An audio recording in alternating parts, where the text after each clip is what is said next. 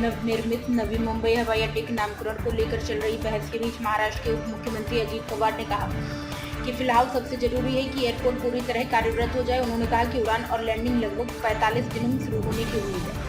पवार ने कहा कि स्थानीय नागरिकों की भावनाओं का सम्मान किया जाएगा। इस पर मुख्यमंत्री पहले ही जनप्रतिनिधियों से चर्चा कर चुके हैं। अजीत पवार ने कहा कि राज्य सरकार की प्राथमिकता फिलहाल एयरपोर्ट को संचालन योग्य बनाना है ताकि मुंबई क्षेत्र हवाई सेवाओं पर दबाव कम हो सके। उन्होंने कहा कि एक बार हवाई अड्डा चालू हो जाने के बाद नामकरण को लेकर उचित और सर्वसम्मत निर्णय लिया जाएगा। पवार ने आश्वासन दिया कि इस प्रक्रिया में स्थानीय लोगों की भावनाओं और परंपराओं का पूरा ध्यान रखा जाएगा। इसी बीच पुणे में आयोजित एक परिवार मिलन कार्यक्रम में अजीत पवार ने कहा कि ऐसे आयोजनों से सरकार को जनता की वास्तविक समस्याओं को समझने का मौका मिलता है।